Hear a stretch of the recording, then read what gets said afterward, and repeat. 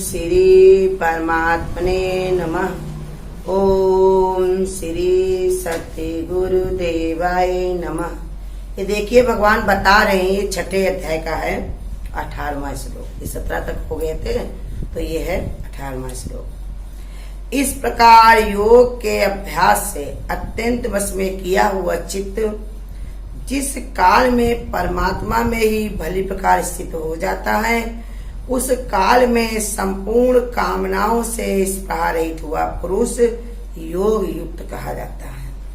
कहते बता रहे भगवान कि योग के अभ्यास से अत्यंत वश में हो जाए, मतलब जिसका इतना वश हो जाता है जिसका कोई प्रमाण नहीं है, जिसके कोई जोड़ नहीं, बताया नहीं जा सकता, इसलिए बताया अत्यंत। अत्यंत माने बहुत ही ज्यादा। चित्त उस परमात्मा में भली प्रकार स्थित हो जाता है और सब कामनाओं का जब नाश हो जाता है, उसके अंदर कोई कामना ही नहीं रहती, क्योंकि पाना था मैंने पा लिया, पाना अब कुछ शेष है।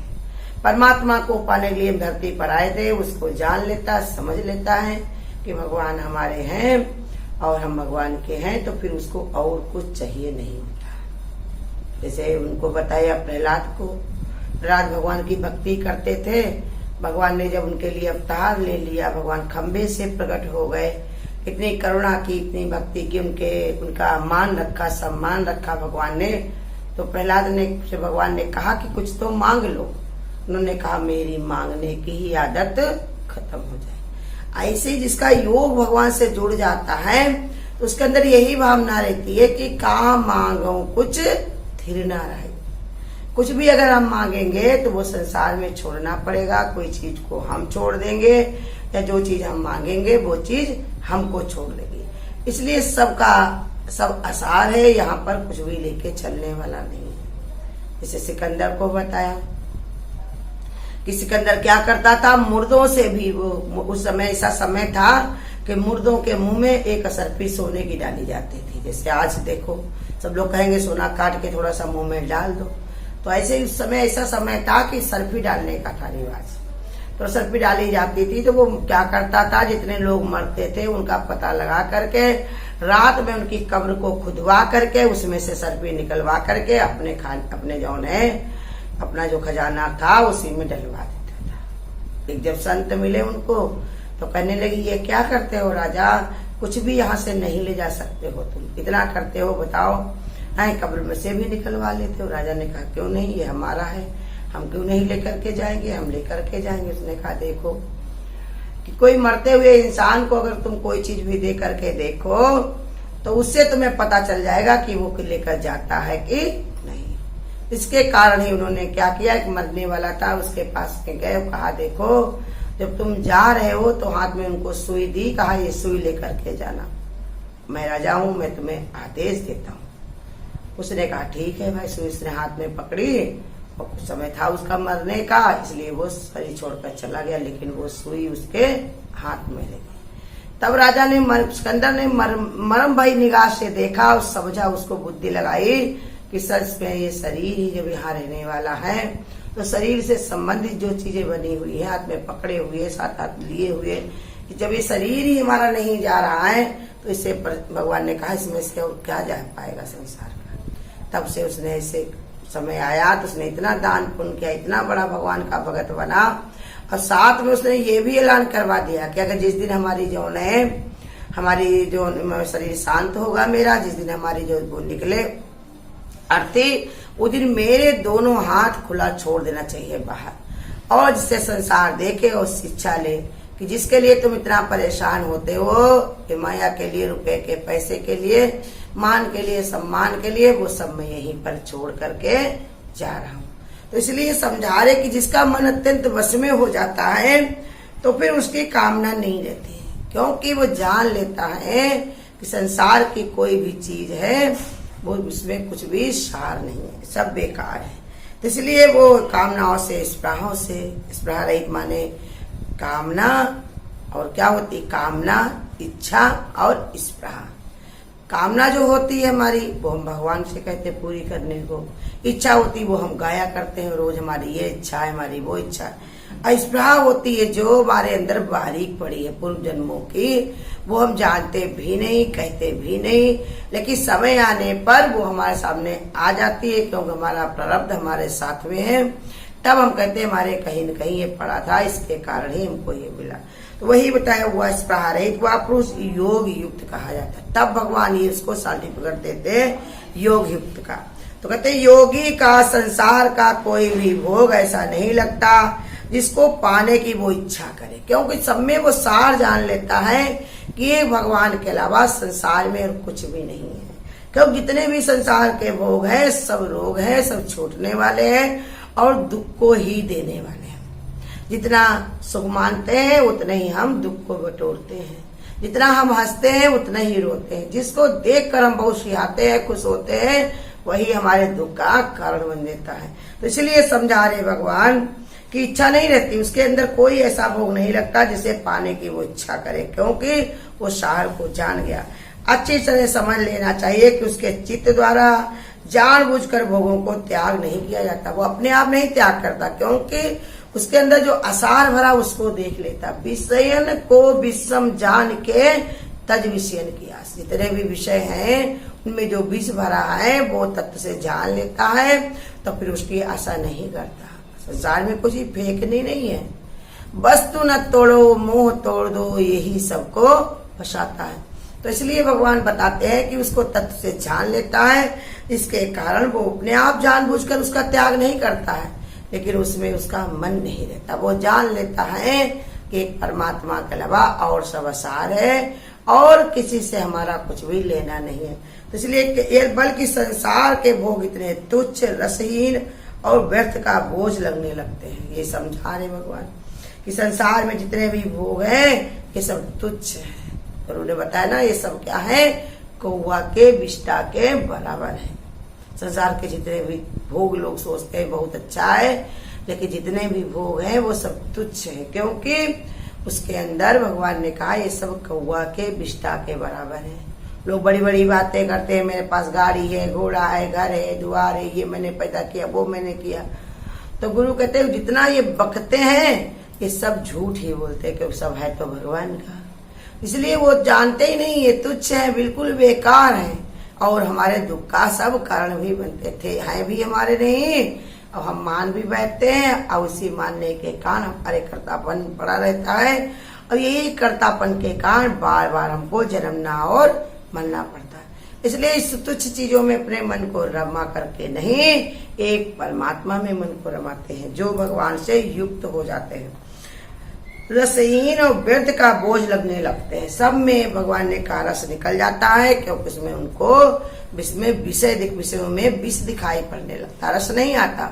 संसार को जिन चीजों में रस आता, घूमने में, टहलने में, खाने में, पीने में, मैं मेरे में, और ज्ञानी को वही सब रसहीन लगते हैं। वो जानते हैं ये सब संसार क्या है, एक बंधा जगत है, यहाँ तो कोई जन्मा ही नहीं तो मरेगा क्या, चीज वस्तु बनी ही नहीं तो बिगड़ेगी क्या। इसका सार जान लेने के बाद उसके रसहीन हो जाते हैं, और व्यर्थ का ये बोझ ही रहता है, क्योंकि गुरु कहते हैं कुछ सब बेकार में ही ईटा ढोना है, ईटा ढो के तुम सर पे ला दोगे तो कितनी चढ़ाई चढ़ पाओगे। ऐसे ही ये ज्ञान की ये जो है योग की चढ़ाई बिल्कुल सीधी है। जब तक इंसान बिल्कुल खाली नहीं हो जाता है तब तक वो चढ़ नहीं सकता, ऊंचाई पर वो जा नहीं सकता। तो इसलिए बताया कि वो व्यर्थ लगने लगते हैं, ढोना ही ढोना है और कुछ नहीं। जैसे संसार में संतान है, परिवार है, रुपया है, पैसा है। गुरु कहते हैं पहले पैसे हैं, पहले उनको कमाने में समय लगता है, कमा लिया बड़ी मुश्किल से, उसके लिए कितनी समस्याएं उठी, कितना झूठ बोला, कितना छल किया, कपट किया, पहले उसके लिए समस्या है।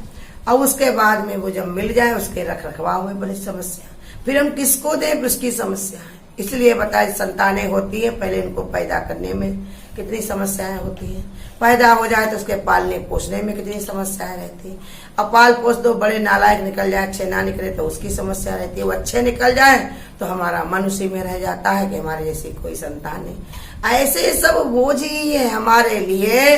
जिसको ज्ञान समझ में आ जाता है तो कहते हैं जो व्यक्ति योग में युक्त हो जाता है उसको सब बोझ लगते हैं, उसकी ओर से पूर्ण रूप से निरपेक्ष हो जाता है, अंदर से तत्व को जान लेता है तो उसकी इच्छा कुछ नहीं रहती। वो जानता है सब भगवान का है, जिस समय भगवान ले सकता है, या हम खुद भगवान की तरफ चलने वाले हैं, किस समय हम चल दे, किस घड़ी उठ जाए आवोदाना, कुछ भी नहीं पता है हमारा, कुछ भी पता नहीं है किसी का।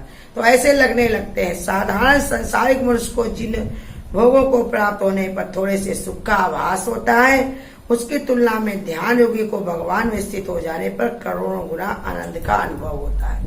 कि संसारी लोगों को थोड़ा सा भी भोग मिल जाता है तो वो इतना आनंद होते हैं, लड्डू बांटते हैं, पटाखे दबाते हैं, घरों में जा जाके बदलाते हैं, अपना वो दिखाते हैं, लेकिन उसको जानते हैं नहीं है कि जितने भी सुख मिल रहे हैं ये सब हमको दुख ही देके जाएंगे। अब ज्ञानी जो होता है, ध्यान योग में जो रहता है, उसको करोड़ों गुना सुख मिलता है, क्योंकि वो क्या है, बढ़ने वाला सुख है।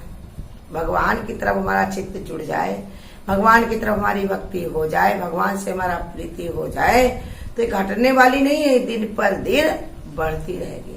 क्योंकि भगवान की करुणा ऐसी है, मेहरबानी ऐसी है, वो अपनी तरफ धीरे धीरे खींचता ही रहता है। एक से बढ़कर एक चमत्कार दिखा दिखा के मेरे मन में अपना प्रीति बढ़ाता ही रहता है। जैसे कहा भी है भगवान ने कि हम दोस्ती करते हैं तो तोड़ते नहीं है। हर समय उसके मेरे भक्तों के हृदय में मेरा वास रहता है, और मेरे भक्त मेरे सदैव मेरी आंखों के सामने रहते। मेरा तो दिन उनको देखता रहता हूँ, और जो सच्चे भगवान के भगत होते हैं वो भी भगवान से ऐसे ही प्रीति करते हैं। हर समय एक ही विचार उनके अंदर रहता है कि चित देखो तित मेरू समरिया। तो इसलिए वो अनंत अनुभव होता है। वो भगवान में स्थित हो जाने पर करोड़ों गुना आनंद का अनुभव होता है।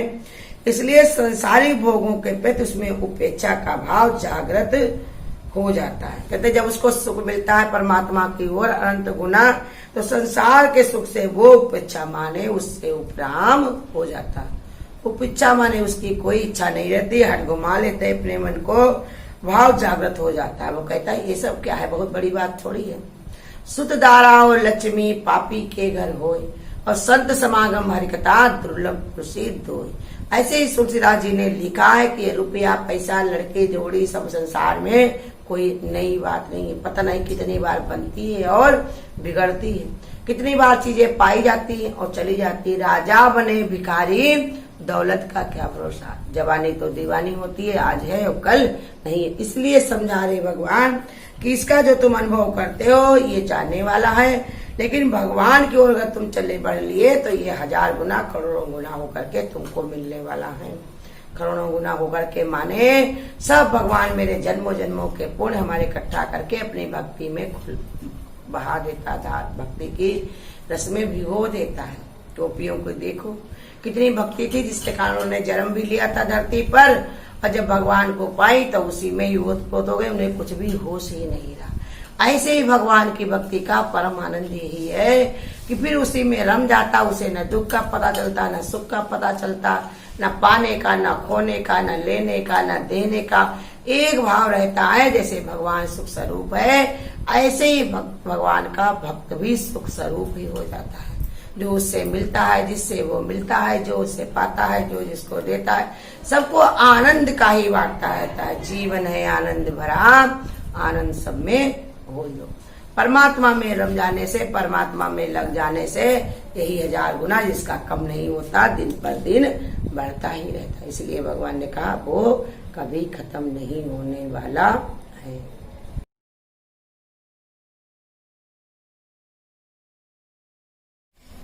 जीवन है आनंद भरा, आनंद सब में घोल दो, आनंद का हो लेना देना, बाकी सारा छोड़ दो। जीवन है आनंद भरा, आनंद सब में घोल दो। मन है तुम्हारे विचारों की माला, अच्छा बुरा सब आने दो। मन है तुम्हारे विचारों की माला, अच्छा बुरा सब आने दो। तुम चुन लो अनमोल मोती, बाकी सारा छोड़ दो। जीवन है आनंद भरा, आनंद सब में घोल दो। कितना करोगे जप तप पूजा, जो करते उन्हें करने दो। कितना करोगे जप तप पूजा वो करते उन्हें करने दो, तुम कर लो एक आत्म दीदार, बाकी सारा छोड़ दो। जीवन है आनंद भरा, आनंद सब में घोल दो। प्रकृति हमारी पूजा करे, मन मंदिर को सजने दो। प्रकृति हमारी पूजा करे, मन मंदिर को सजने दो।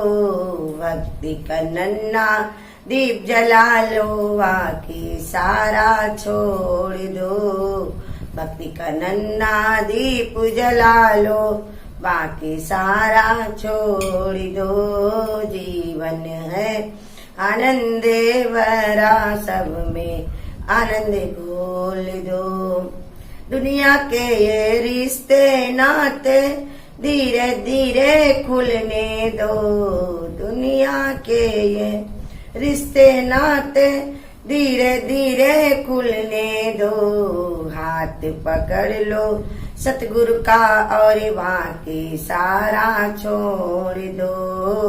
जीवन है आनंद भरा, आनंद सब में घोल दो। आनंद का हो लेना देना, बाकी सारा छोड़ दो। जीवन है आनंद भरा, आनंद सब में घोल दो। जीवन है आनंद भरा, आनंद सब में घोल दो। अगर आपको आज की वीडियो अच्छी लगी हो तो वीडियो को लाइक और शेयर करना ना भूलें। आगे की वीडियोस देखने के लिए चैनल को सब्सक्राइब करें और नोटिफिकेशन बेल को ऑन करें।